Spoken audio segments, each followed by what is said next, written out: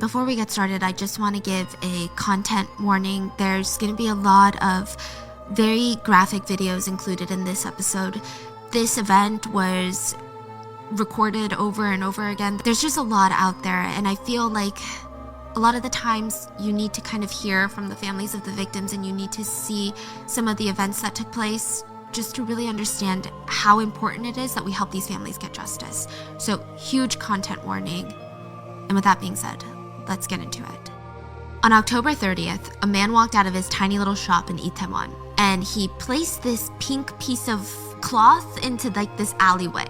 He brings out this tray of food. He lights 2 candles, and this elderly man, he gets on his knees in front of the food, and he starts sobbing. Police immediately approach him, and this alleyway is supposed to be closed off. They had it taped up. Nobody was allowed through. So what is this man doing? Remnants of the tragedy before were lingering everywhere. I mean, if you look at this video, there's IDs, lost shoes, clothes, like everything is scattered throughout the alleyway. And the officer tells the old man, the police officer, "You can't do this. Like, you gotta go. Grab your stuff. Come on, let's go." The old man starts arguing back. He's like, "Don't do this right now. You have to let me do this. You have to let this go." The officer tells him, "Just take your food. We gotta go." And he screams, "No, you leave that right there." More officers start to show up at the scene, and they start touching the food that he's laid out on the ground. They're trying to take it away. The man breaks down and he yells at them, "Don't you even dare touch the food." Finally, the man breaks down completely, and he's sitting on the ground, cold cement, and he's just sobbing. The officer sits down with him, and both of them start crying, and he's like stroking the old man's back, trying to console him. The old man had screamed at them, "The children need to have one last meal.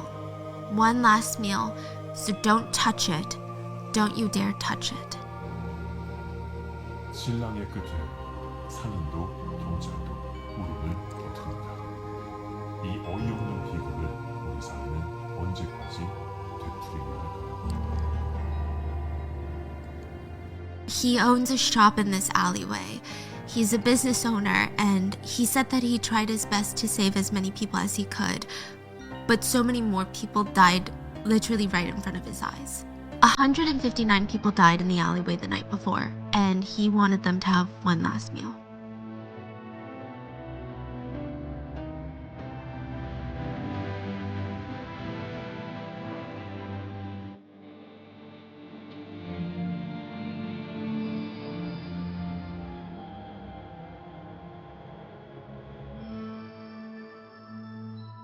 As always, full show notes are listed at rottenmangopodcast.com. There's a lot of videos that I've linked there. Please go watch them. And if you guys are watching the video podcast on YouTube at Rotten Mango or on Spotify, all the videos are going to be in this video. And I'm just going to warn you, so many of these videos are so incredibly graphic, and all of them just, yeah.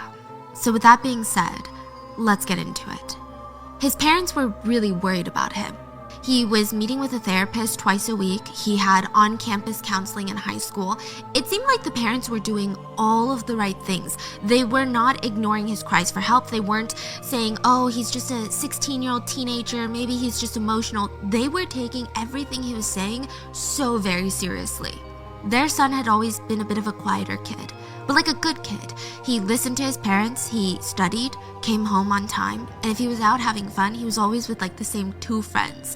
They were like the 3 peas in a pod. They were the 3 musketeers. And now he just feels so alone. He feels like he's 16, completely isolated from the world. I mean, the parents did everything that they could to help. December 12th of 2022, so not too long ago, just a few months ago, just a few weeks before Christmas, the parents get a text message from their son, and he says, "I'm sorry, Mom and Dad. Please don't forget me. Please, you must remember me. I'm gonna go meet up with my friends." His friends had died in the Itaewon Halloween crowd search just 43 days ago. The crowd search that killed 159 people and injured nearly 200 others, and now their son would take his life in a motel bathroom because he couldn't bear to carry this like incredibly heavy burden of being the only survivor in his friend group. Literally, nobody could have ever imagined what was going to happen that night in Itaewon. I'm sure you guys have heard of what happened there Halloween weekend of 2022, and if there were a few people that knew it was dangerous, it definitely wasn't the parents of the people in attendance. They would never have let their kids go if they knew anything bad was going to happen. By all accounts, all these people in attendance, they were responsible adults. There were some that were in high school, some even as young as middle school, but their parents knew exactly where they were going. They just wanted to celebrate. So I kind of need to talk to you about how the night starts so you just see how normal it is. It wasn't like, oh, these people, they went to this dangerous area and risked their lives to celebrate. Like they went to this area that everyone was like, oh, we're warning you, don't go here, it's so bad. Absolutely not. Like that's not what happened at all.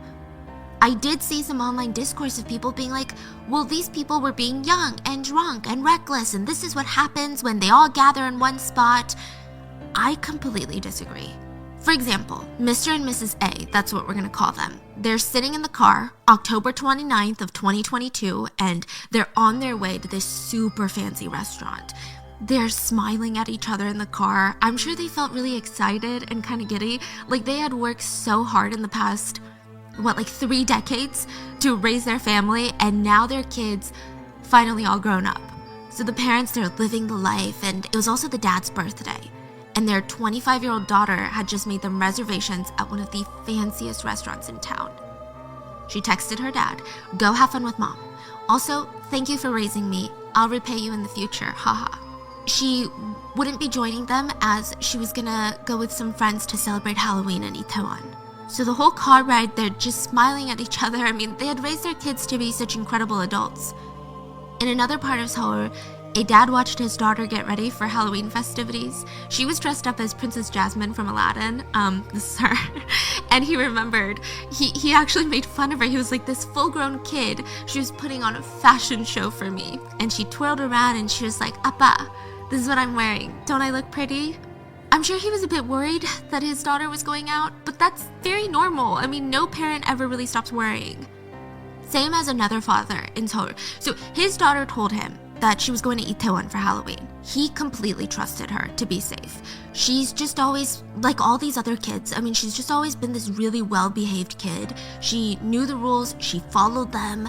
She's the type that would write him these lengthy letters for his birthday. The two had this really intense bond. So 3 years before Itaewon, he was diagnosed with leukemia. And his daughter was a match, so they transplanted bone marrow from her to save his life. And she would write to him while he's recovering in the hospital. And she wrote, I'm so happy to have been born your daughter. You're the only one that I can rely on, so please don't get sick again, okay?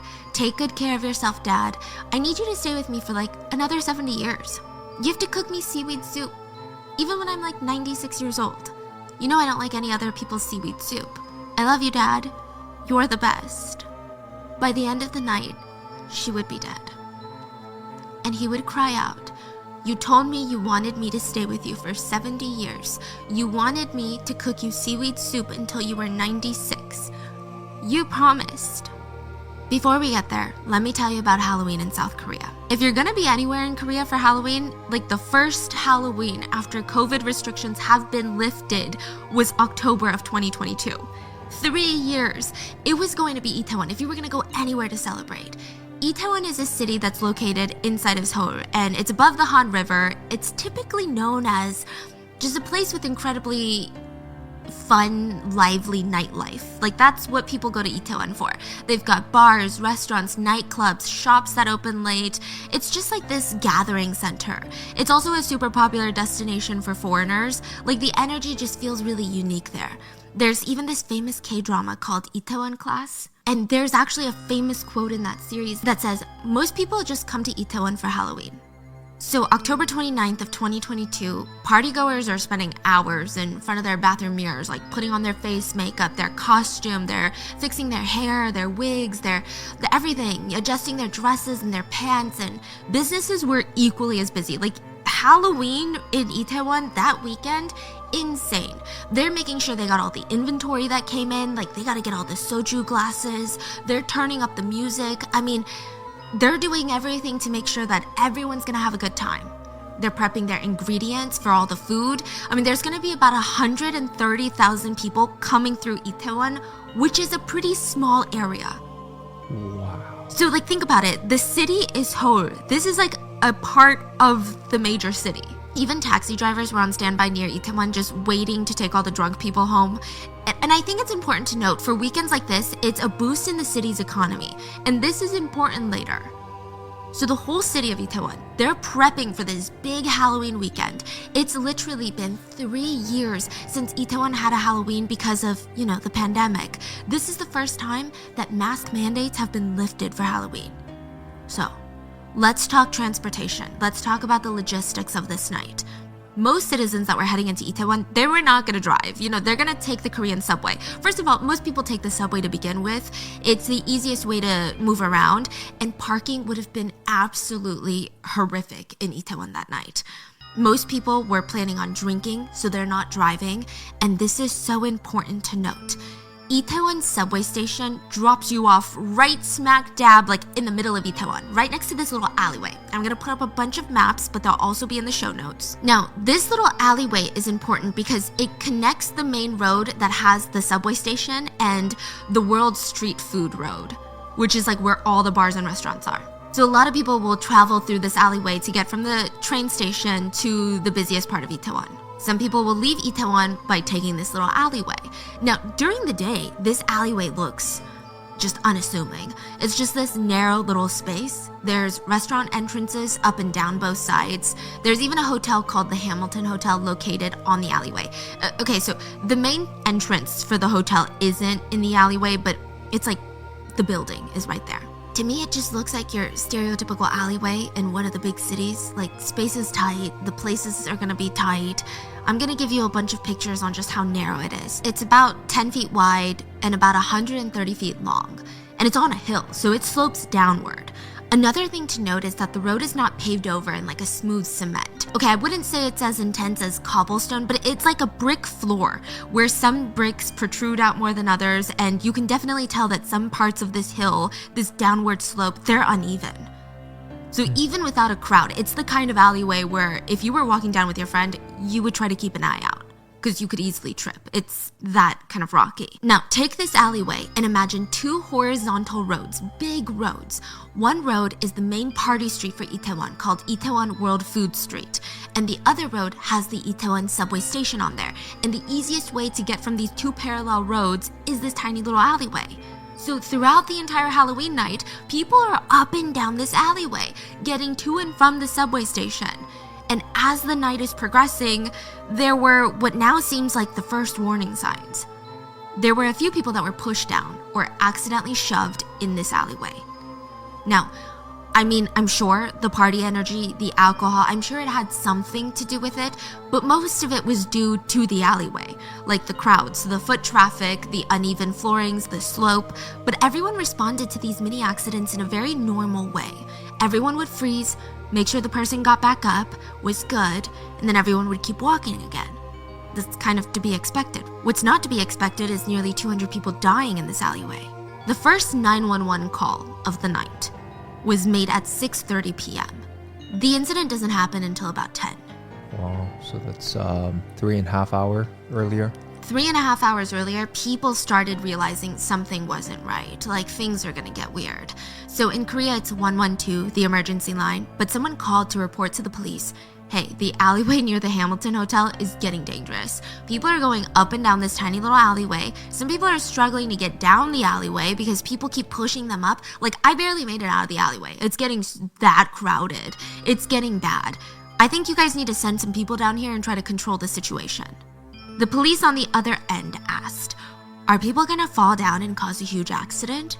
Yeah, it's really dangerous. You need to do something. Okay, thanks for calling. We're gonna send someone out to check it out.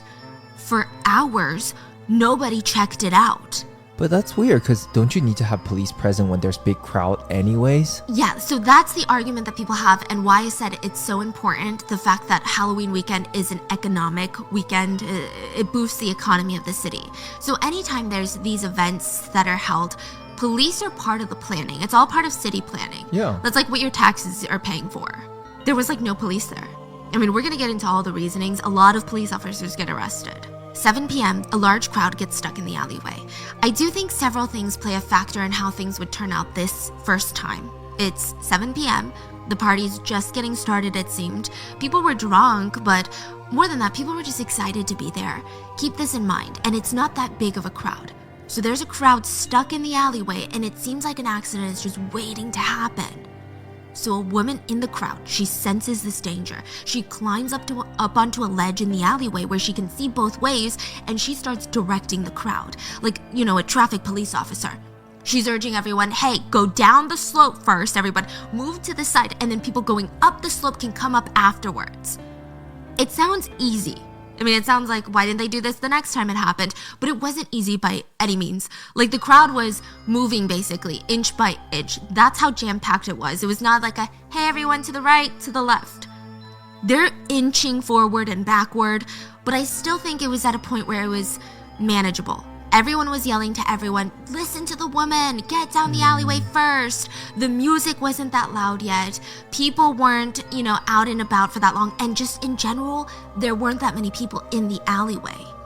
But after this crowd is able to get through the alleyway, there's like this lingering feeling. This is not a good situation.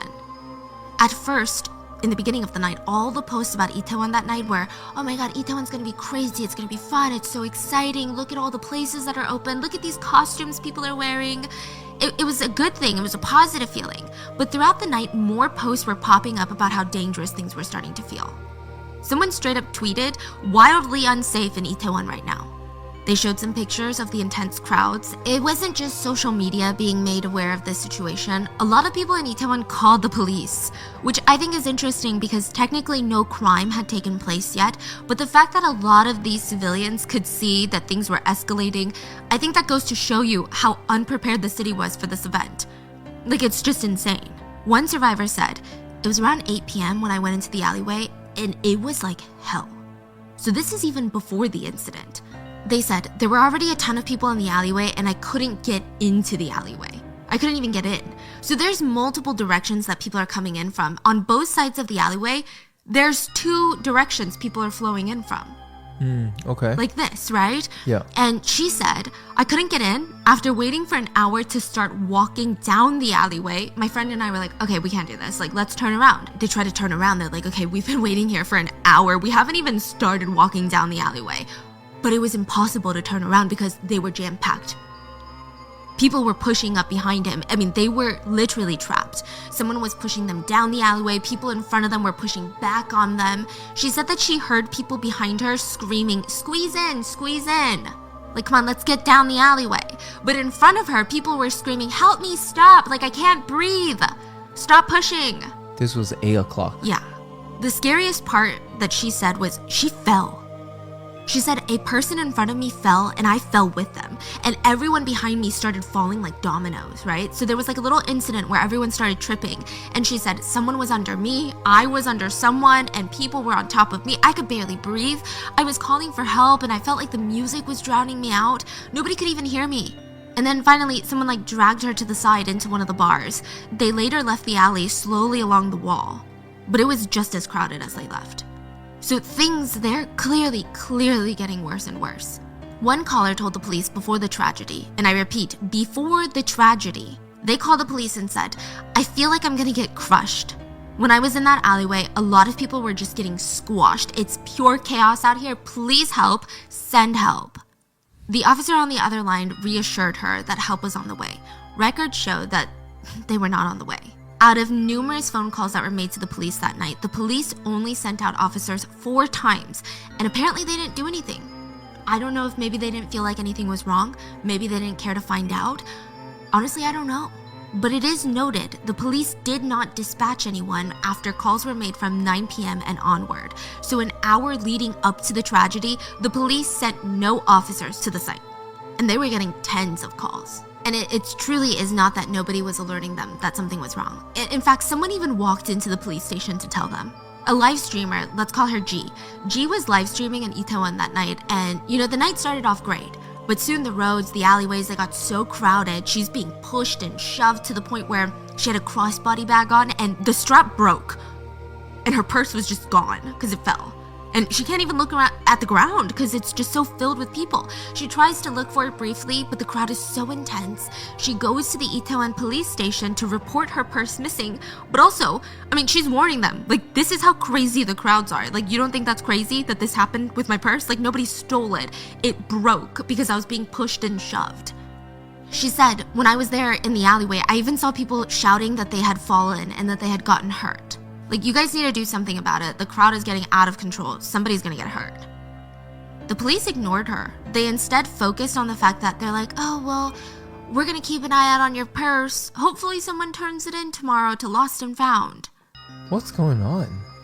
Oh, it gets really, the conspiracies come too. It's really crazy.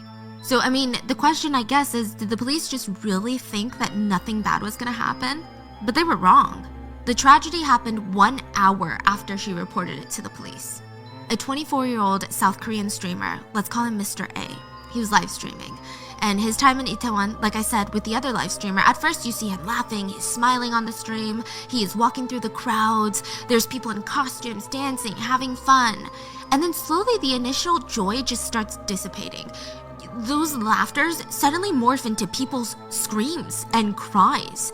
And at one point, even the streamer is crying for help because he had walked into the alleyway and got caught in the crowd surge. So he said the space got tighter and tighter and tighter, and the pressure became unbearable. He said there was this girl next to him, and she was much, much shorter than him. She was screaming for help. He tried to give her as much space as possible, but it was difficult. And in the end, he said that he saw her face turn purple, and then she stopped screaming, and then she died. The streamer said the only reason he was alive was a guy in a blue denim jacket helped him climb up into this small ledge on the wall of the alleyway. It was like a small staircase ledge, like a mini balcony. And the streamer said that once he got up there, he started helping other people onto the ledge, saving them from the crowd. And there was this moment where people on the ledge looked at each other, and one of the guys told him, please don't pull more people up. It's already too crowded. And the streamer said, okay, just one more. He helped save about 5 to 10 people from the crowd. And remember the denim jacket guy that helped him get onto the ledge in the first place? Yeah. He stayed in the crowd and let the weaker people climb up on him to get to the ledge. He survived. He did make it up to the ledge at the end, and he stayed behind to help administer CPR later. It's speculated that the man in the denim jacket saved more than 10 people that night. But the crowd started getting tighter and tighter, till literally hundreds of people were trapped in the alleyway. The space of the alleyway is said to have been the size of maybe like half a classroom. Think of that many people in this small amount of space. They're not able to communicate because the music is so loud. The floors are uneven. It's so easy to trip. It's just insane. Obviously, I don't know what that would have felt like. I've never been in that situation, but there were a lot of people who survived the surge, and they described it as, I saw a man with this flashing baton trying to signal people to move back. But you can't move back. It doesn't even matter if someone's giving you directions. It's so crowded. You can't move even if everyone wants to move. You can't move. So like I said, this crowd surge was different from the first one. You know, the first one that I told you about that didn't turn into an accident because of the woman on the ledge. There were way too many people this time. So even if there were people taking initiative trying to navigate the crowds, there was no space. The amount of coordination something like that would have taken, nearly impossible in these conditions. And even then, who knows if it would have worked? People in the crowd said that they saw several people trying to look up at the sky, looking for some sort of like direction, some air. They looked like they were getting lightheaded, like they were gonna faint. They couldn't even reach their arms up to protect their lungs. So that's like the first thing they tell you to do in a crowd surge, is to try to give your lungs space. So you put up your arms in almost a defensive boxing position. They couldn't even lift their arms. Most of the ones in the center of the crowd, they couldn't even reach their hands to look at their phones that they were holding in their hands. Many of them had missed calls from their parents. One mother texted her daughter, "Where are you? Where are you? I'm losing my mind. I'm going crazy because I'm so worried. Please respond just so I know where you are. Please just tell me you're safe." The mother had her daughter's name saved on her phone as "my oldest princess." She would never respond. There is a video of the situation, well, there's multiple videos of the situation where you can see just how dire the situation is. There's some videos where you can see a man trying to cling onto a brick that's protruding from the wall, and it's just really graphic. I know it might be puzzling. Some of the videos, they show a different perspective where there looks to be some sort of space between the crowd and like an opening. And I saw a lot of comments that were like, why don't they just all move forward? There's space. I don't get it.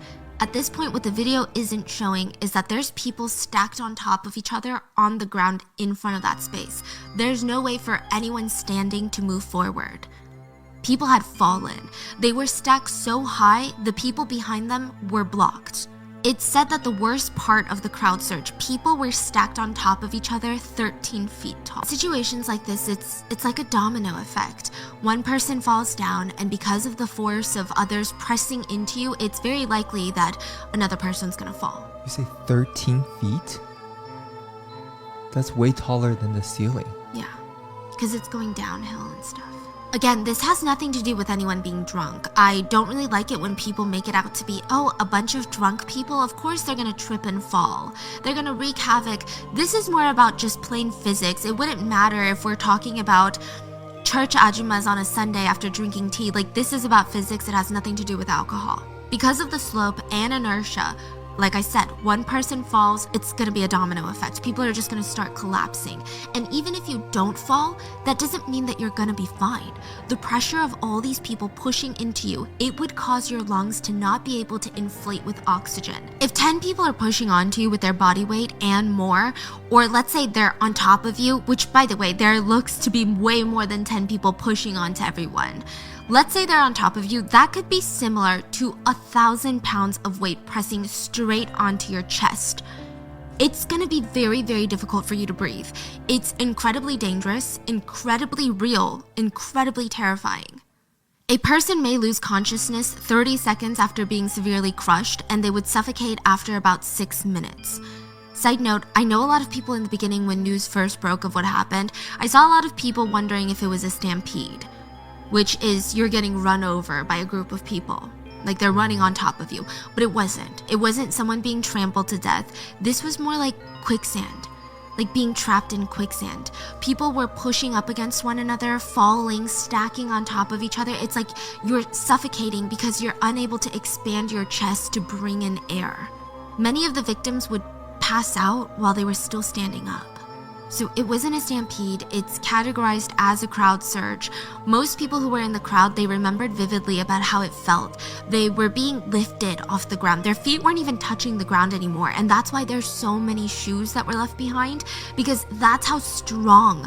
I mean, the pressure from all sides, they were just being pushed and shoved, and that pressure, it's like they're being held in the air by it. I imagine it's like the feeling of being caught in this powerful wave in the ocean. Like you don't stand a chance when you're there. Your body is pushed, shoved, thrown off balance. The force is so strong, like what can you do?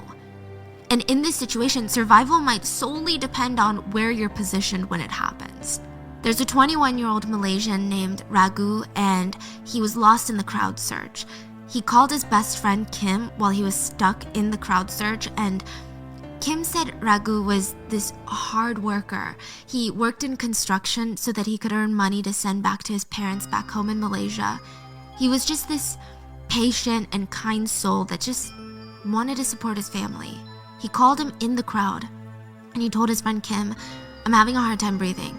He also told him, "There's a woman next to me who's fainting, and I'm trying to get her medical attention. She needs help very quickly." He told Kim that he's trying to find ways to escape the crowd surge because this woman, this stranger, really needed help. Kim is anxiously staying on the phone with him, and I'm sure that he felt just helpless because he can't do anything for his friend. And then suddenly Ragu told him that the woman he was trying to save, the stranger next to him, her hand had gone cold. And not too long after, the phone was disconnected. That was the last time Kim would hear from his friend. He died that night. At around 10:30 p.m., the fire department starts receiving calls that 10 people have been pushed down to the ground and crushed. So again, I don't think it was just 10 people, but I think in the vicinity, people who were able to access their phones saw about 10 people. They reported that people were having difficulties breathing. A few minutes later, the first 4 ambulances were dispatched. Then 6 more came just a few moments later. Police officers started arriving at the scene, and they're unable to control the crowds. Now, it's important to note that there are a few select police officers to judge for not taking action quicker, but a lot of the ones that were dispatched in this moment, they were just genuinely trying their best to help. They were not the ones making executive decisions of who goes where. They were going where their superiors told them to go. They were not the ones picking up the phone about this Itaewon crowd surge. They were just told to go there. So they show up not knowing what's going on. There's a video. Police officer Kim, he wasn't even dispatched to the scene. He was on duty nearby and he happened across the situation. So he stops and he tries to take action. He said that when he got to the alleyway, he made his way through the crowd. He saw that civilians, regular civilians, were already taking initiative, pulling people out and doing CPR on them. So he's like, okay, this is what we need to do. We need to try to figure out the best course of action in this chaos. He and his colleague decide that the best thing that they can do is redirect the crowds to stay away from the alleyway, away from the Hamilton Hotel, because you add more people in the mix, it's just not good. They also needed space for rescue work. So he starts trying to direct the crowds and it was hard. So these crowds, most of these people have no idea what's going on in the alleyway. These are people that are about to funnel into the alleyway. And they're moving past him and he's in police uniform, but so are a lot of people. It's Halloween. Oh my gosh. And he's trying to get everyone to walk away from the alleyway because it's utter chaos over there. People are dying, people are suffocating, falling down, collapsing. And if you watch the video of him, there is like this almost primal desperation in his eyes. He's trying to talk to the people that are moving away from him, and these people, they're inches away from his face, and it seems like nobody's listening. Either they can't hear them through the music. It's nightmare fuel. When you're screaming, no one can hear you. You're the only one that knows that doom is happening. There's panic. He's trying to scream over the music, please go home. Do us a favor, everyone, please go home. Don't go further, please. Go back, please, don't go forward. You can literally feel the fear through the video.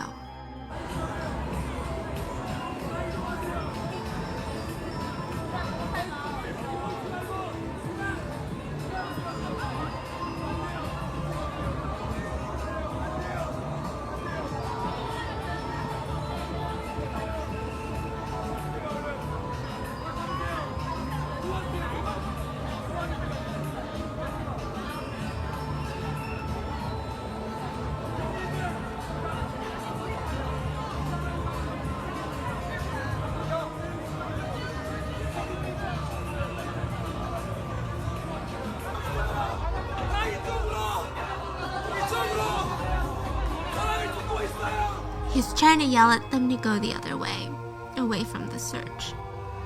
He tried his best to warn the crowds. He tried to warn everyone that people were dying and they all needed to leave. It was dangerous, and nobody was really listening. He was later interviewed and he said that he didn't have a megaphone on him because he wasn't dispatched to the scene. He was just on duty. He stumbled upon the dire situation. So I imagine he wasn't even driving around in like a cop car. I imagine that he was like on patrol duty. He said, if we went back to the precinct to get a megaphone, we would have lost too much valuable time.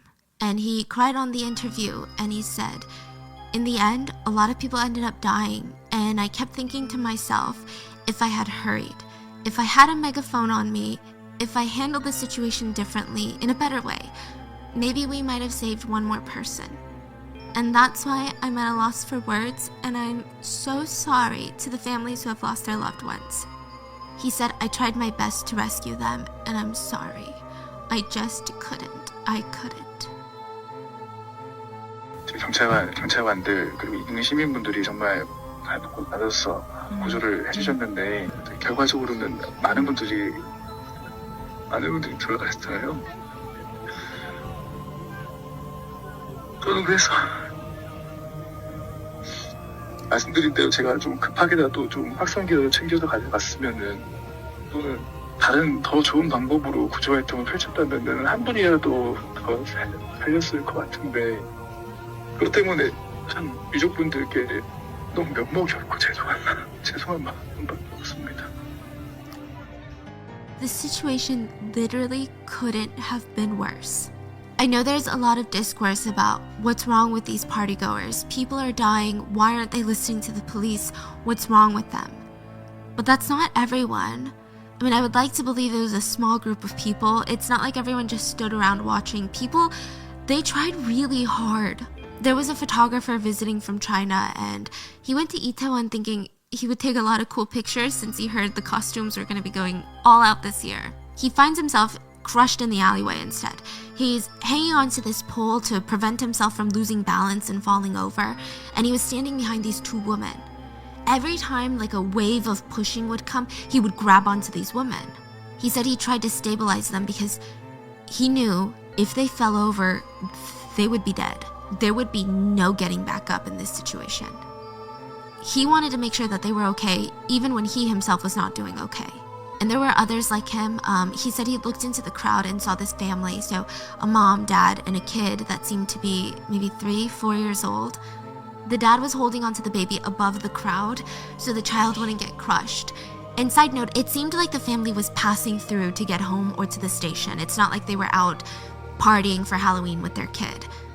They get stuck in the crowd and they're screaming for help. He said that he saw the crowd working together to pass the child from the parents to a nearby business in the alleyway.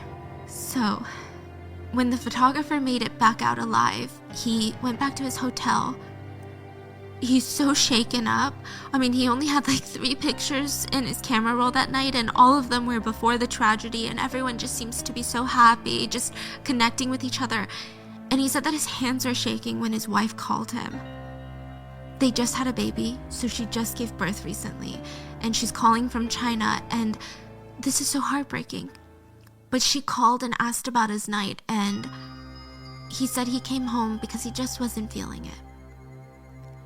He didn't want to tell her that he had witnessed one of the most horrific incidents of his entire life. He didn't tell her that he stood there watching people die next to him.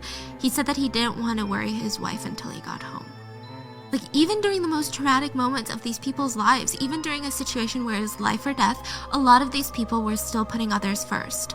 A little girl had gotten lost in the crowd. She was separated from the adults that she had come with. She had momentarily fallen down, and she felt a man helping her regain balance. And if he hadn't, she likely would have been crushed to death. She didn't know his name. She didn't have the chance to thank him. Witnesses said that the man who helped her ended up getting stuck after he pulled her out, and he ended up passing away. His name was Lee Ji-han, and his name might sound familiar, but he was a 24-year-old actor in South Korea.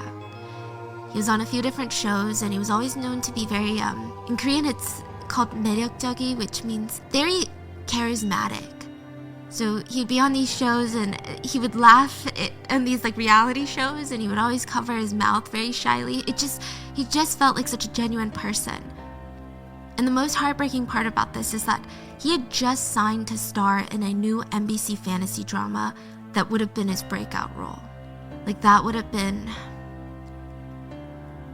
the role he had been looking for, like his whole career. And he had what it took. He was good at his job. He was able to make people fall in love with these characters. He just wouldn't get the time. The little girl's parents expressed their gratitude and apologized to Lee Ji-han's family for his act of courage. So all the while this is happening in the middle of the crowd, just to show you how chaotic this whole incident was, some people at the top of the hill didn't even realize that there were people being trampled down at the bottom. Some of them didn't even realize how dire the situation was becoming. They were just excited to get down there and have fun. And we're going to talk more about this later, but there are online speculations that a group of people had caused the crowd surge and had started pushing people down.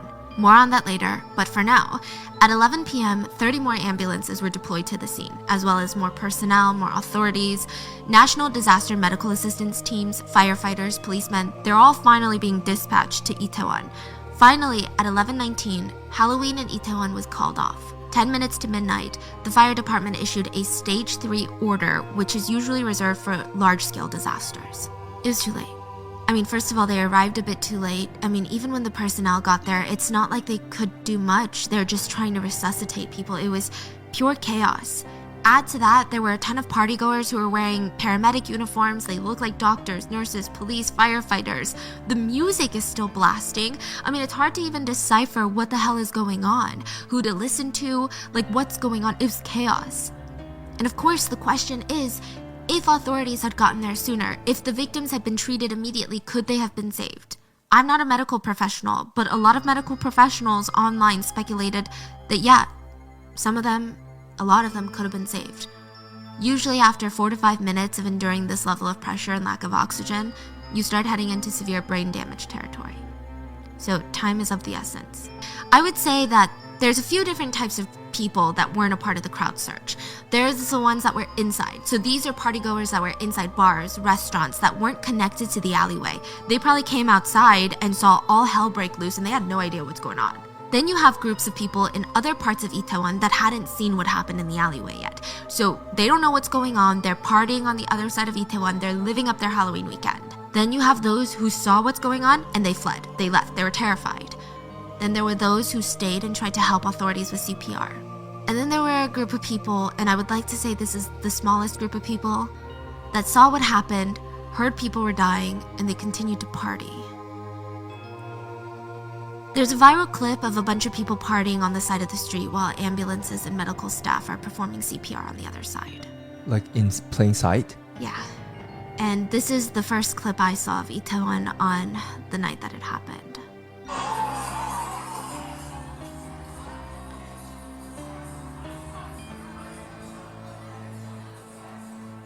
You think these people know what's going on? A lot of people think they do. I would like to speculate that maybe they didn't know. In their defense, they said that there were a high number of ambulances present, so maybe they just thought it was like a precautionary measure. But they were literally fist pumping to the song on the beach. I mean, the visual impact has been a lot. So while ambulance lights are flickering around them, they're singing, dancing, and to make matters worse, it said that a lot of people were so busy filming the ambulances while partying, they were blocking the medical staff from getting to the victims. Koreans could not, for the life of them, understand how that could have even happened. How could people be doing that? After the crowd surge, the alleyway slowly starts getting cleared, and now we're just dealing with the aftermath. Trying to rush everyone to get medical attention, there were hundreds of people laying there motionless, needing CPR and needing it fast. So Anna was originally from Spain, and she had come out to Itaewon with her friends for Halloween night. She walked into the bar that night with her friends. People in costumes were laughing, taking pictures. I mean, it was a great night. And then when she walked out, it was just like an apocalypse. She didn't even have time to take it all in. People start running up to her and her friends, and they're like, "Do you know how to perform CPR?" Anna didn't know, her friends did, so they're like, "Hurry, follow me." Anna's friends run off without her. She's completely alone, just standing in front of this restaurant, like confused. 3 minutes later, her friends come back, and they're crying, and they're screaming. "We tried to save them. We just tried to save like 5 or 6 people, but they died." Anna runs with them to go help more people, and she said, "I didn't know what I was doing. I just followed the others. They told me to hold these people's heads, open their mouths, and I tried, but they all died. The people we tried to help, they had already stopped breathing. There was nothing we could do." It was so traumatic. It was total pandemonium. I mean, sirens and screams and cries. Music is still blasting. Paramedics are doing CPR in the middle of the road. Partygoers are stopping and watching. Some of them are performing CPR. The only lighting is coming from the brightly colored neon lights of the bars and the ambulances. Random civilians started taking charge and administering CPR, most likely to girlfriends, boyfriends, best friends, their sisters. Like, you see these people trying to get them to come back, and it's just so desperate. A Pakistani nurse was visiting his brother that lives in Korea. They went to Itaewon just to see what Halloween was like in Korea. He ended up surviving, and he helped with the CPR efforts that night. He performed CPR on roughly 15 to 30 people that night. Now, if you guys have performed CPR, it's physically incredibly taxing. It's not just like you're using your whole body. These people were drenched in sweat. He said that he worked all night long, and he saw everyone working so hard. People didn't even know who anyone was. They're just doing everything they can to try and save some people. I just want you to listen. He is speaking Korean, and he's saying, "I'm a nurse. I know how to do this." And if you don't know Korean, you might not understand, but you hear people screaming in the background, and they're screaming, "Help me, help me."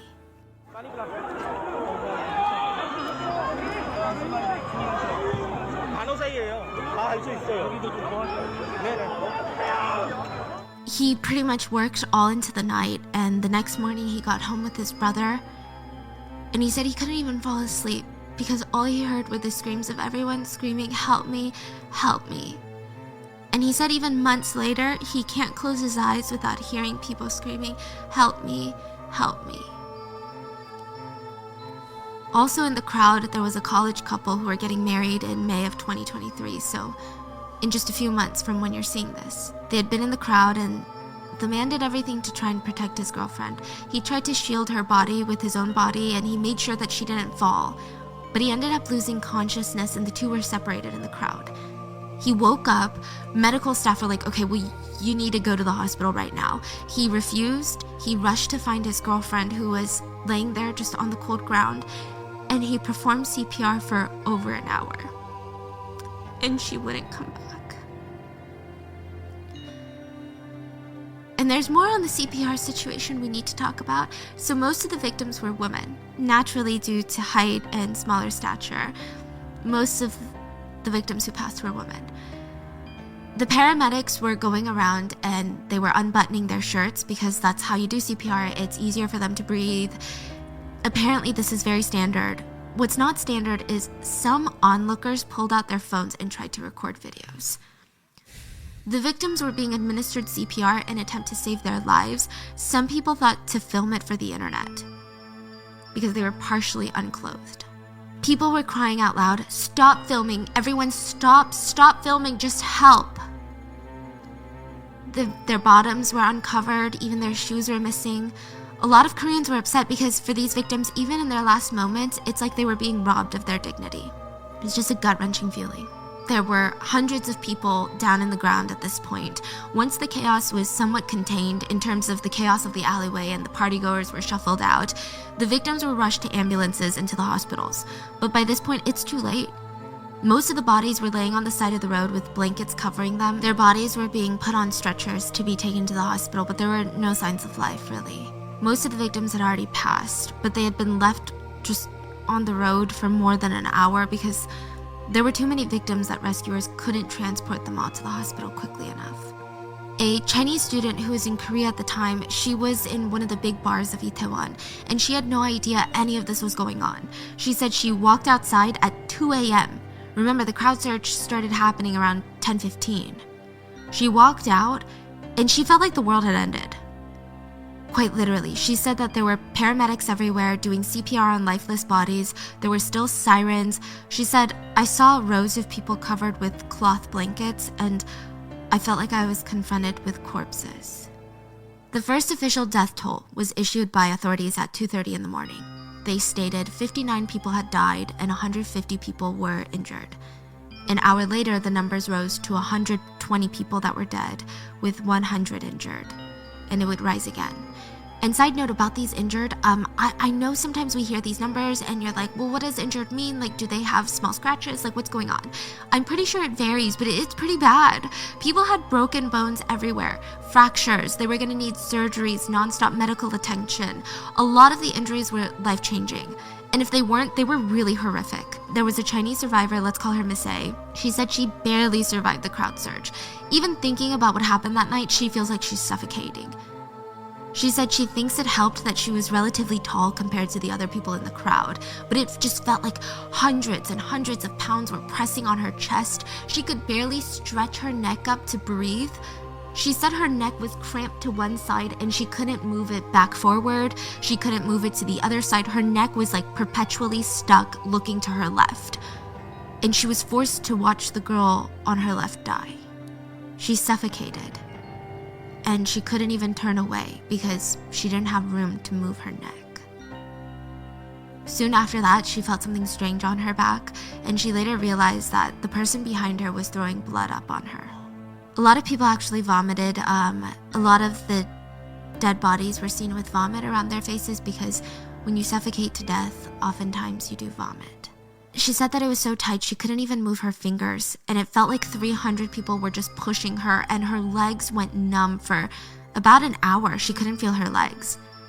Eventually, she was carried out by a firefighter to the roadside. She was rushed to the hospital. She said she still needs to get x-rays for her chest because it's been really hard for her to breathe. Like, it hurts when she takes a breath. Another survivor, Juliana, she's a 23-year-old student from Mexico who is studying in Seoul. She said she went with a friend to Itaewon, and as they were heading into the subway station to go home at 10 p.m., the minute that they stepped into the alleyway, Juliana and her friend were separated. It was pure chaos. She said it was like this uncontrollable force that was pushing her down. Her feet lifted from the ground and she couldn't go back, she couldn't go forward. Whatever the crowd was moving in, whatever direction, that's where she was going. An unconscious person fell on top of Juliana and she said it was pure panic. She started hyperventilating. She had to calm herself down. She started blacking out. The noise of the crowd started feeling quieter and quieter and she couldn't feel her legs. She couldn't even move a single toe. She said she started thinking, okay, yeah, I'm gonna be next. It felt like she was just waiting for death.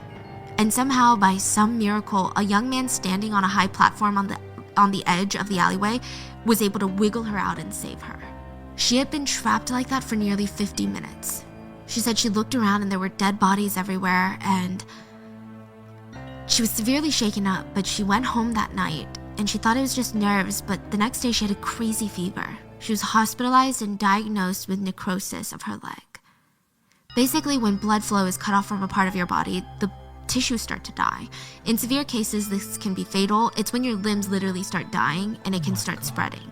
Thankfully, she's recovering, but the pain is really bad. One of her legs is still very blue, very swollen. She can't walk properly. If she even breathes too hard or too fast, she feels immense chest pain. And these are just the physical injuries. In the end, 159 people died in the Itaewon Halloween tragedy, including the deaths of 26 foreign citizens from 14 different nations. The overwhelming majority were Korean citizens and women, 102 women and 57 men. 158 died from suffocation and one person later committed suicide. 196 people were physically injured.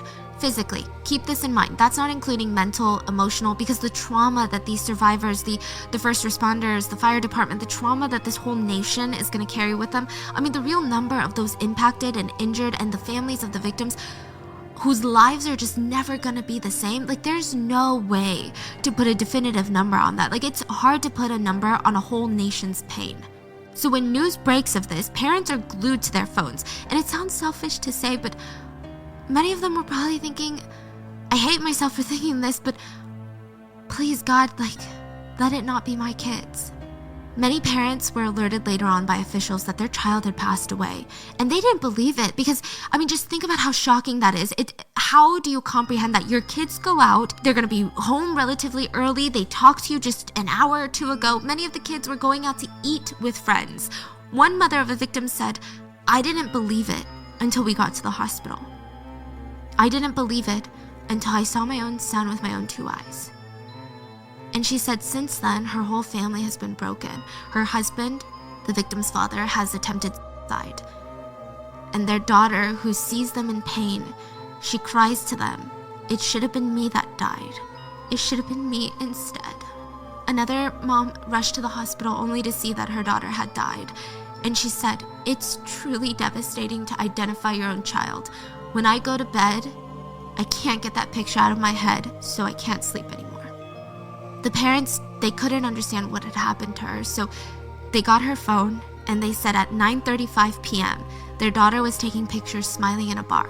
Then at 10 p.m. she texted her friend that she was going to go home now. She's going to go to the Itaewon station and go home. She took a couple more pictures smiling, and then on her way to the subway station, she got caught in the crowd surge and died. Her friend who survived later said that they weren't even trying to use that alleyway to get to the station. It was so crowded up until that alleyway, it's like they got sucked into it like a vacuum. Her friend ended up surviving and she said it was so bad. She lost her shoes, her feet weren't even touching the ground. She was just being moved by the crowd. They got separated. And her parents they look at these last pictures taken of her on her phone. And her dad said, she's smiling. Look at her smile. Look at her face. And her mom would cry, she's my best friend. She's my best friend. Oh Will Suk and Kim Eun-mi looked through photos on her phone trying to piece together how Jimin became one of the 158 victims of Seoul's Halloween crowd crush. I can't look at the photos, they make me cry. That image of her keeps coming to me, so I can't sleep at night. It snowed yesterday and got cold. Jimin is buried outside. It makes me more sad. A lot of parents gathered at a press conference, and you can hear them scream at one point, "Take us and bring our kids back." Many of the parents are heard apologizing to their kids about what happened. And I can't even imagine the pain of the guilt that these parents are going to carry just for the rest of their lives. I mean, I'm not saying that's a logical feeling. I'm not saying that they should feel guilty, but that's how parents feel. One father found out at the hospital that both his daughter's arms had been broken before she passed away. And now all he can do is visit her at her resting place, and he tells her, "아빠 왔어," which means Dad is here. Dad is here. He said, "I should have taken more care of her. She was a precious daughter to us."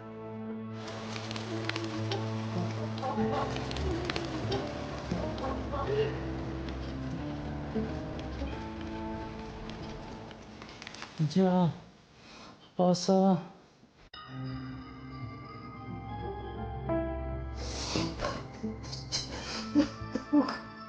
There is said to have been over 1 ton in weight of items left behind in the Itaewon tragedy, just belongings, mainly from the deceased. So bags, clothes just left in the alleyway because, they were getting ripped off and the shoes were falling off.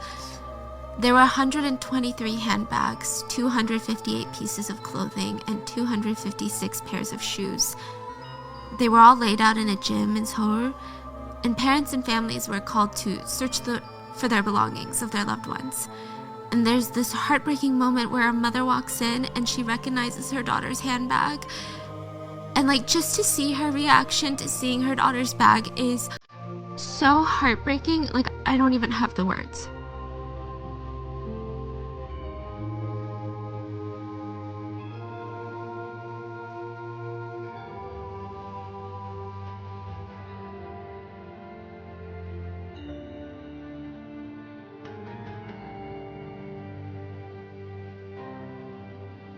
At a press conference, another mom played a song that her son sent her.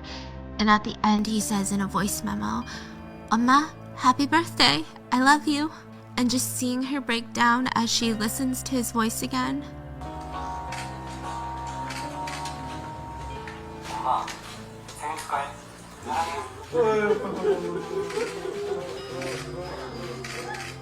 By November 1st, the funeral homes in Seoul were overflowing. They were filled with bodies of young people who were just starting their lives. So many of them had just graduated high school. Some of them were just in college, or they had just graduated. I mean, this is the beginning of their lives, and now they're gone.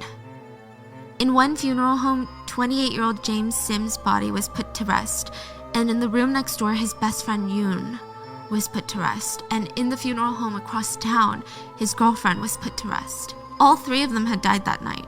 And the one thing that James's parents kept saying was, our son loved to work out. He spent most of his free time in the gym, so how could that not have even saved him? And I think that just shows you genuinely the true dangers of a crowd surge. It doesn't matter your fitness level, your physique, it's just that dangerous.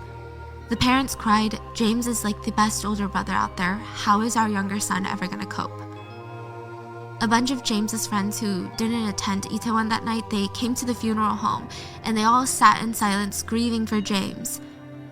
And when they were done, they couldn't go home, they couldn't lay down and cry themselves to sleep.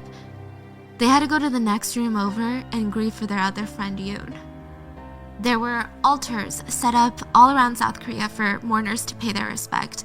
A lot of flowers were brought, some with soju bottles were left for the victims. Many people bowed to the victims as a sign of ultimate respect.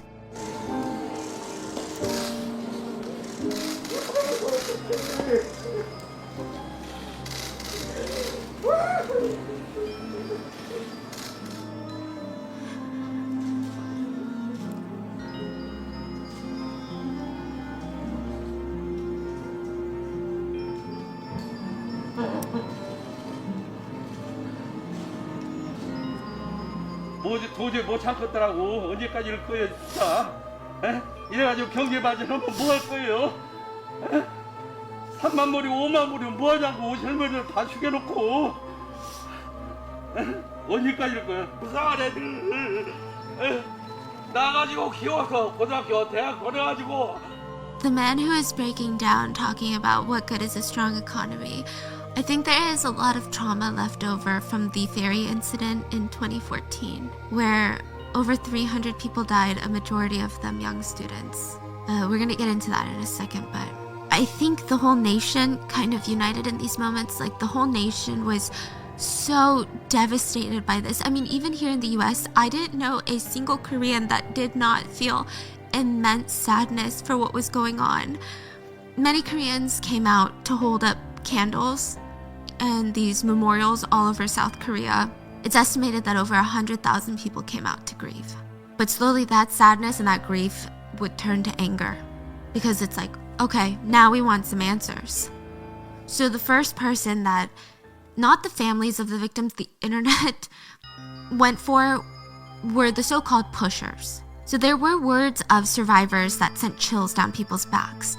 A lot of survivors were interviewed and they said, "We were all suffocating, and from behind we could hear people screaming, 'Push, push, push.'" The survivor said that the crowd started feeling these pushes in different intervals, like you were up against a massive wave, just being pushed, regaining balance, and then being pushed again. There's a couple of videos where you can see, I guess, waves in the crowd, if you can call it that.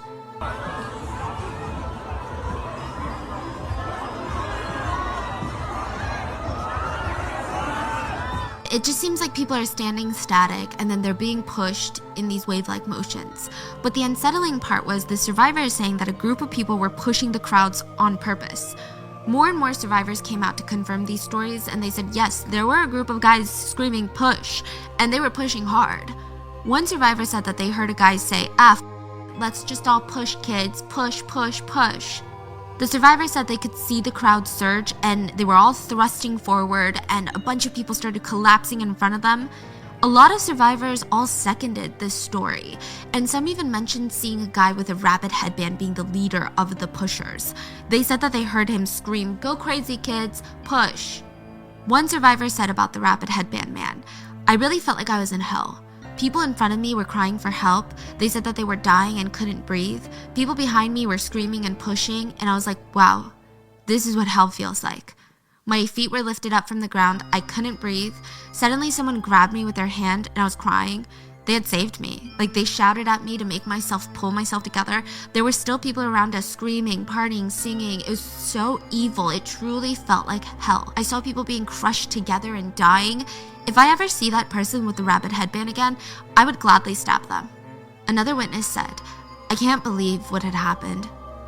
I saw people laughing. I'm not sure if they found it funny or if they were too scared to know what to do." What's wild is that during this entire tragedy, there were people that were still partying, like I said.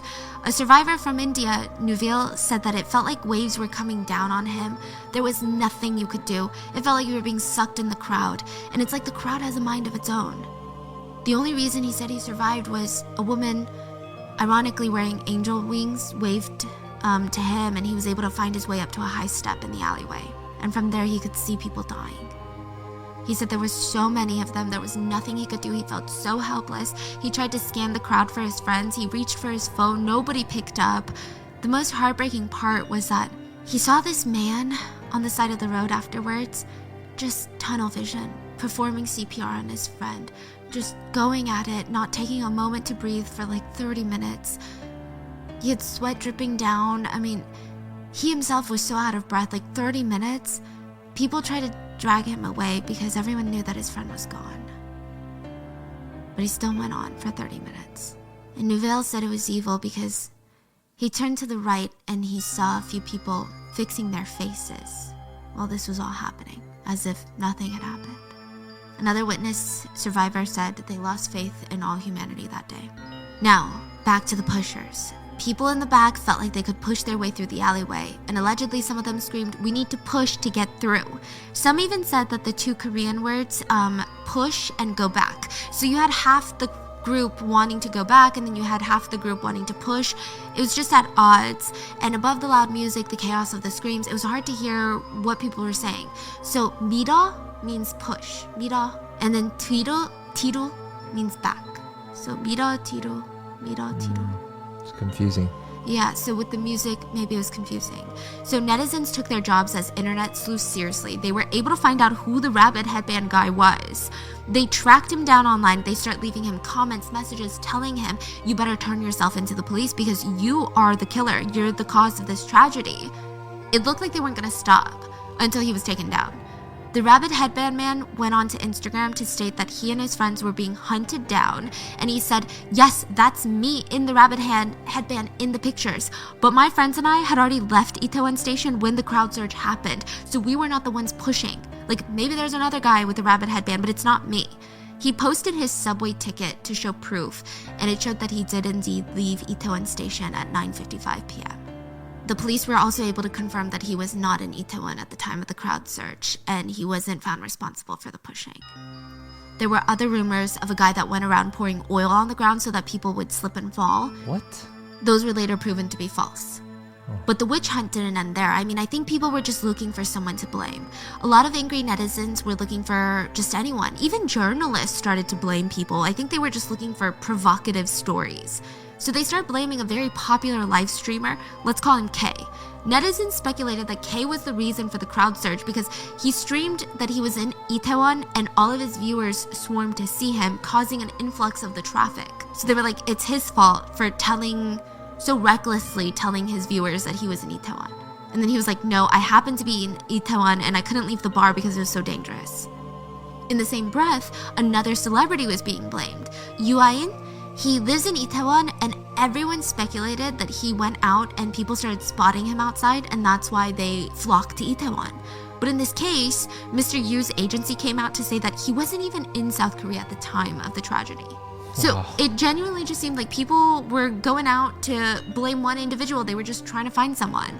But that was proving to be very difficult. So briefly, the public, the netizens, the journalists, they start blaming the businesses. They start turning their attention on the businesses. They said, you guys didn't help out with the crowd surge. The businesses in the alleyway could have saved people, prevented the crowd surge. That's what they're saying. Now, a lot of this rumor comes from the fact that a bar, Waikiki Bar, was seen closing their doors and not letting victims in. But one of the owners and the employees have come out and said, basically in the beginning when the crowd surge was just happening and people were running in, we didn't know what was going on. We thought they were drunk. We thought they were drunk and like having a blast and like screaming and like running into so we closed the doors. I mean, it was strange. But when we realized what was happening in the alleyway, we opened our doors, we let people in, we all started doing CPR. But it didn't matter because netizens were going crazy. They flooded the store owners with really nasty messages. Employees from the Waikiki Bar said, I will never forget the look of the eyes of someone I performed CPR on. He also stated that there was a distinct smell that started coming from the crowd surge, and he'll never forget it. He said, my heart beats so much that I have to take sedatives every day. No matter how much I drink, I can't fall asleep. I just keep thinking about the look in their eyes. The police even fueled this rumor that it was the business's fault by stating businesses specifically told the police to ease up on police presence this year because these businesses wanted people to party so that they could make more money. Which personally, what? The business owners would later state, no, we didn't say that. And even if we did, what are you saying? Like, yeah, you're really just gonna listen to us? Like, when have you guys ever listened to business owners? And we're like, you know what? You're right. Let me just not show up. And side note, the businesses in Itaewon, they're not doing well. Even months after the tragedy, a lot of them are drowning in debt. I mean, Itaewon has kind of become more of a ghost town these days. People said it just feels wrong to go there and have fun. And this is literally a city that was known for its like fun life, like bars, restaurants, shopping, these activities. They said they're all suffering. Some business owners said, you know, it's been rough. We were hit with COVID. And then when finally things opened up again, now no one comes to Itaewon. And not only that, but we had to live through that night, trying to save people and being traumatized. So a lot of these business owners, these employees, they have a lot of trauma from the incident. They're emotionally, mentally scarred, and add to that their financial pressures. A business owner said there's no sales, like none, not even one throughout the day. So it was clear that the businesses were not to blame. So since individuals in attendance, the businesses, they couldn't be blamed, the internet started making it very political. Now, this is very intense, and like this, when you start going into the whole Itaewon story, there's so many layers to it. I mean, you think it's just first police planning, the city planning isn't good, and then it just gets very crazy. So October 29th, earlier in the day, there were these protests throughout Seoul. A lot of it happening in Yongsan, which is the province that Itaewon is inside of Seoul. Now, there were protests everywhere, and they were like labor unions protesting. They were close to Itaewon. There were reports of 18 different rallies and protests taking place the day of October 29th, and they were big. Like about 30,000 people were out protesting. Now, the right-wing individuals are trying to blame the left wing. So the labor unions, they're typically associated with the left wing, and basically, they said because of these protests, police had to be dispersed throughout the province, and they used up all the manpower, making sure that the protests were contained and nobody got hurt during the protests, that they didn't have any more resources for the Halloween weekend. But the left-wing groups fought back for that reasoning, and they said, no, it's dumb to even draw these conclusions. So on the weekends, nobody should protest. And the current president, President Yoon, he's a conservative, and we've talked about him before on the Stephanie Sue channel. He's made some very controversial moves, such as moving out of the Blue House, basically leaving the White House to live somewhere else. And that somewhere else is in Yongsan, which is the province that Itaewon is in. And that's going to suck up a lot of resources, especially with the police department, because there was a set protocol in place when the president was in the Blue House, and now they're adding just a lot more chaos, I guess. It's speculated that 700 police officers were busy commuting to and from the president's new residence. Basically, people on the left were saying because the conservative president unnecessarily moved, the Yongsan police were too busy accommodating his new residence and keeping him safe. They didn't have enough manpower to protect the civilians in Itaewon that weekend. A lot of people were calling on him to step down, the president, but the conservatives were arguing with them, and the whole thing just got super political. Now, to be fair, Koreans had a lot of other things that they were mad at the government for. The most recent tragedy of the Sewol boat sinking in 2014, 306 people, majority of them students, died when a ferry sank off the southwest coast of the country. Government response was really bad. Like, the president was shifting blame. It was just really gross. The government focused on their image rather than prioritizing lives. So as the boat was sinking, and in the key moments where lives could have been saved, the government straight up refused help from other countries because they would look bad on them. They tried to downplay the severity of the event. I mean, it was so gross. So a lot of people, with that trauma lingering in literally every Korean's minds, a lot of people are like, wait a minute, the government should be the one responsible.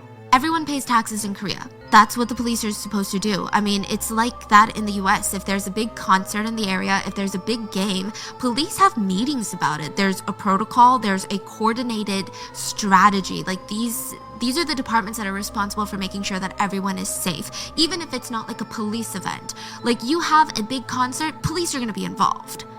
And it's not just like this secretly planned event. Someone said, I mean, everyone knew what was going to happen in Itaewon. Like, people were going to party. Someone said the government is responsible for such organized events. They should have planned ahead. They should have sent out enough police. They should have evacuated people accordingly. They should have controlled the crowds. I mean, even the signs were so clear. Like, even as the night progressed, you didn't have to be in Itaewon to know that it was getting overcrowded.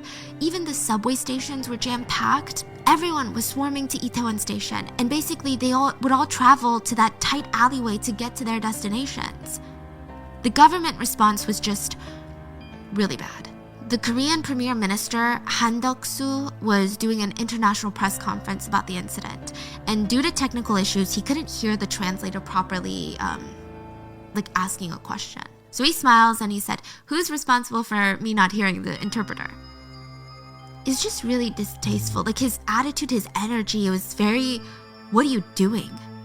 A lot of netizens wrote, I can't believe what I just heard. Like, is he being sarcastic right now? Like, this is crazy. Is this a time or place to be cracking these cute little jokes? Like, how can you even smile and laugh in this situation? The next day, he apologized. But it gets worse. Do you remember the 16-year-old high schooler in the beginning of the episode who took his own life because he lost his friends in the deadly tragedy? Well, the Premier Minister basically told the press that that victim should have been more committed to getting mental health treatment.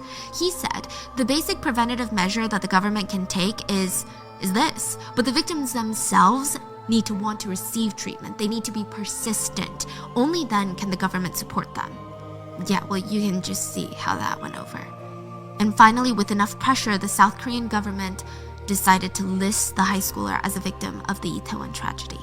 The government originally did not want to add the 16-year-old who committed into the death toll. The government didn't know, because it gets super technical, but the families of the victims could be able to receive some government assistance when it comes to mental health help and funeral costs. So I think for the parents, they wanted him to be listed as a victim of the tragedy, not for the money, but because he was. This is why he died. If that incident didn't have happened, he wouldn't have taken his life. It's pretty straightforward.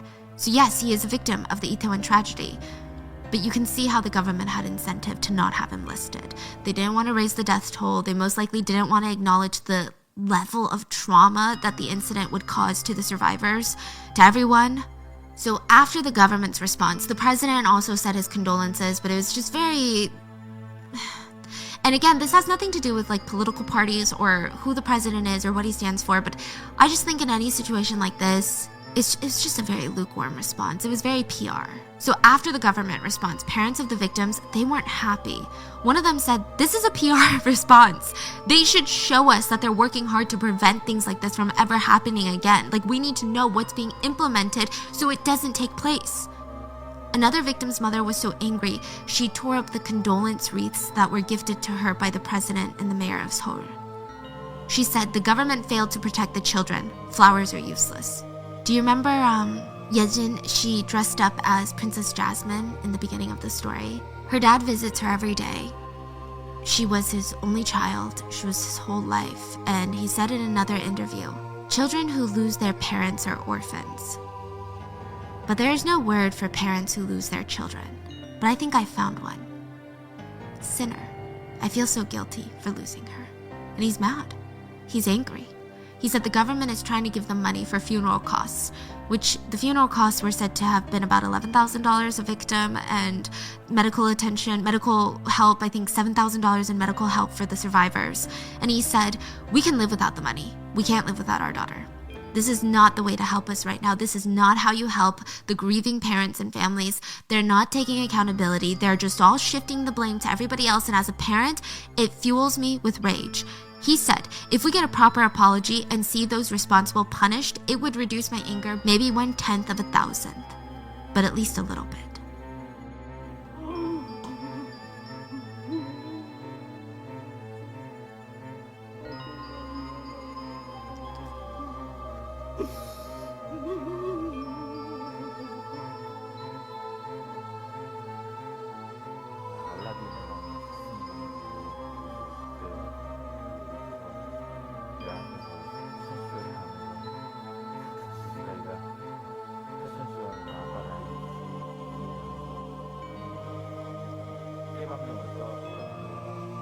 자기네 잘못을 인정하기는커녕 다른 사람한테 책임을 전가하고 책임을 회피하고 이런 자태를 보면 분노가 치밀어 올라요. All the families want is a government apology, an honest investigation into how things happened. Many of the parents agree that this is murder. Murder by lack of organization, murder by omission. I mean, it just doesn't make any sense. Like, they anticipated many people were going to be there for Halloween. They had a meeting. The government had a meeting about how it was estimated that 100,000 people were going to gather in Itaewon, and they didn't prepare for it. A parent shook their head and said, I don't understand that. I don't get it. I just don't get it. Many of the parents were also saddened by the public reaction. One said, did the kids all go to heaven simply because they went out to have a good time? I don't think that's right. Because a lot of people make it seem like these kids wanted to have fun, so they had to pay the price. But that's not what happened here. Another person weighed in, the government always talks about how they can't prevent an accident like this from happening, but now they need to come up with practical measures to make sure it never happens again. The parents are angry, and I think another good place for that anger is with the police and the police chief of the Yongsan department, because what the hell is going on with the police? It said that the police initially planned for 200 police officers to be at Itaewon for Halloween, but that night only 137 officers were on duty in the area, which even 200 doesn't sound like a lot because the words Halloween and Itaewon were trending on so many different social media platforms. YouTubers, streamers, they were all telling their viewers that they were going to be in Itaewon. A lot of people were drawing attention to Itaewon's Halloween festivities. It wasn't like this, oh my god, I'm so shocked so many people showed up. There were so many phone calls made to the police alerting them of the dangerous situation unfolding. It said that from 6 to 8 p.m., 28 reports were made about the overcrowding situation. From 8 to 10 p.m., 51 reports were made. And right before the accident, another 79 reports were made. And during all these reports that came before the incident, this is not even including during the incident when people were collapsing, only 4 police officers were actually dispatched to the scene. And I don't know if they did anything. Like, maybe they told their superiors that something bad was happening and the superiors didn't care. I don't know. Maybe they didn't think anything was happening. And the first reports came in 4 hours before the actual tragedy. One survivor said, "It would have been nice if there were policemen trying to maintain order, but there was not a single police officer in the beginning that I saw. And once the accident happened, it was hard for them to enter the scene and help." So after the tragedy, there was an investigation into the police, and an official said, "Oh, those reports coming in, they were just general reports about inconveniences that residents had." So police chief of the Yongsan Police Department, Lee In-jae, he was investigated, and wow. Okay, so the day of the incident, when the reports of the dangerous conditions were coming in, the police chief decides that he's gonna end up going back to the police station. But instead of walking there, which would have been a 10-minute walk, he decides he's gonna drive to the police station. And it would take him nearly an hour to drive to the police station in critical moments because he didn't wanna walk. Then when he gets to the station, he goes up onto the rooftop to check it out. He's thinking that maybe he can see the alleyway from the police station rooftop. But imagine, people are in danger and you're like, let me walk up to the roof to see what's going on? Additionally, he tried to hide what his schedule was like the day of the incident, but reporters were able to piece it together. And also, side note, the president of South Korea called this man personally and he didn't pick up. So let me walk you through that day that he really didn't want you to know about. He claimed he arrived at the scene at 10:17 p.m. and he took charge immediately in saving lives. But instead, what really happened was he was overseeing a rally, a protest that was happening near the president's office in Yongsan. That ended around 8:30 p.m. He went to a local restaurant nearby for dinner with other officers at 9:24 p.m. He received the first really bad reports about the crowd situation, so other subordinates at the police station disregarded all the other prior phone calls. At 9:30, they were like, maybe we should tell the chief. Wow. So he gets to the restaurant 9:24. At 9:30, he gets it. What do you think he would do? He continues his dinner. He continues his dinner. He ate seolleongtang leisurely for about 20 minutes. He goes to his car at 9:47 p.m. and he drives to the police station to respond to this. Now, this is what's insane. From that seolleongtang restaurant to the police station would taken him 10 minutes to walk. He chose to sit in traffic for an hour because he wanted to drive. He got to the police station at 10:55 p.m. It took him an hour to go half a mile. It could have been a 10-minute walk. And then he's seen on CCTV walking from his car to the police station, and if you see him walking, he has his hands behind his back as if he's leisurely strolling around while people are dying. Is he not behind bars? Oh, he is now, yeah. Okay. So, yeah, that's his urgency level. He gets to the police station, goes to the roof to check out the situation. Later, he tried to lie to Parliament and said that he requested additional safety task forces for Halloween, but he was rejected twice. He said he requested, they kept saying no, so he had to make do with the amount of officers that he had. This was a complete lie. He never requested extra security forces. Actually, a police officer for the Yongsan Police Department reported that he told superiors that they need to look into crowd safety and deploy officers for Halloween weekend. But his superiors told him, and I quote, "Focus on the large-scale rally near the president's office that night instead." And just to expand on that, at the time, 1,100 police officers were near the presidential office in Yongsan. Wow. And the same day, 4,700 highly trained crowd control officers were near the president's office. They were tasked by the administration to monitor anti-government protesters. None of them were sent to Itaewon. So it left only 137 officers for Itaewon, and only 137 of them, that's literally nothing. No officers, out of the 137, no officer was in charge of maintaining security and safety. Like, there was no game plan, there was no thought out strategy. These 137 officers didn't even seem to be working in unison to make sure everyone stayed safe. In fact, these officers were told their main focus for the night should be on cracking down on drug usage in Itaewon. Police Chief Lee Im-jae was arrested December 23rd of 2022, so not too long ago. He's still being investigated. 2 other officers were immediately arrested because allegedly they told their subordinates to destroy internal reports about the phone calls that were being made to warn the police about the crowds. And as of January 13th of this year, there have been 23 people that were indicted. Half of them are police officers. Most of them are accused of contributing to the death toll through negligence or even trying to destroy official documents that might include criminal evidence. Out of that group, the highest ranking official so far is the chief of the Seoul Metropolitan Police. So Lee Im-jae is just the Yongsan, the province, but the actual Seoul police chief was arrested as well. There's still a lot of questions though, like why wasn't the subway blocked? That's a huge point of contention. So normally the Korean government will block the subway stations, and typically it's done through the police. The police will tell the metro department to skip a station during big events. So Itaewon was becoming overly crowded, so the first thing that they should do is make sure nobody stops at Itaewon anymore. It just bypasses Itaewon, right? You would think that's the next step, but the subway station wasn't blocked, which we know is super important because of the location of the Itaewon station with the alleyway and how the tragedy unfolded. So why wasn't it closed?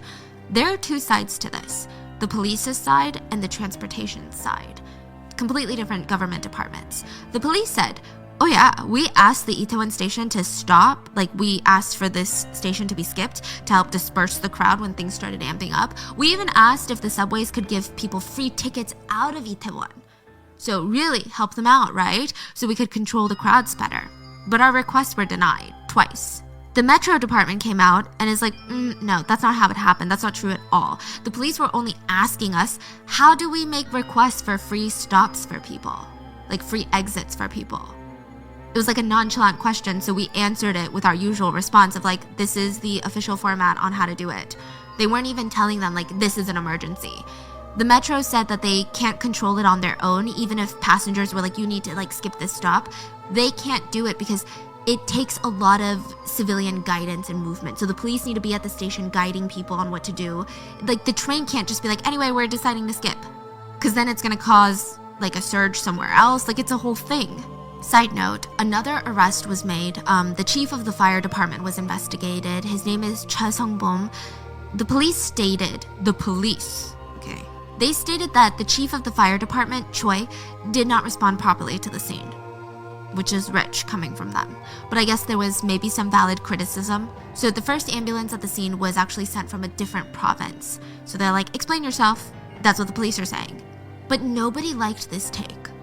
Like, not the netizens, like really nobody. So Fire Chief Choi was there at the site. He was the control tower. He was guiding police officers, the firefighters. He was managing the chaos to the best of his ability. And I'm sure there is a lot of critique out there about maybe it wasn't the best managed, but he did seem to try. The police claimed that the incident was further escalated because the fire chief's poor management of the disaster. It just really seems like they were trying to point fingers, if I'm being honest with you. Even the prosecutors, basically the DAs, were like, no, like let the fire chief go.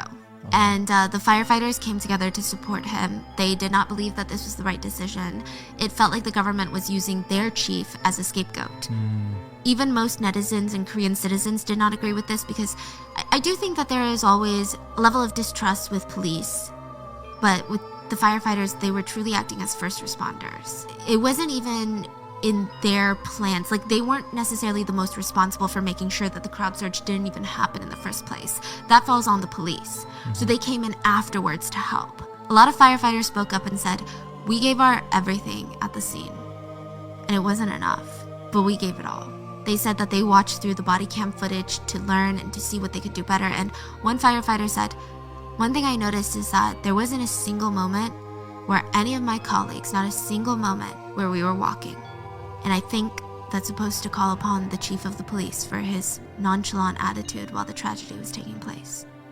And that's where we are. Like, it's crazy that there's no end right now. Like, there's no, okay guys, and maybe we can all sleep better at night because this is what's being done. Like, that's just where we are. It's so much more impactful to hear these personal stories because it just sounds like a crazy story, but to hear individually every person how this is impacting them is, I don't know, it just brings so much realness into this. And I know a lot of people were focusing on the people partying and screaming on the beach and stuff, but just hearing how all these regular civilians, the way that they were trying to save each other, like, yeah. I think the one thing that we should try to remember is the news cycle moves so fast. And I just hope that the parents, the families, like, they get the answers that they deserve. One quote from the parents really stands out to me, which is, "Please serve our kids justice on their way to heaven." And there's a sign that was put up outside. This is a sign that was put up around Seoul everywhere. And it says, "Please don't forget about us."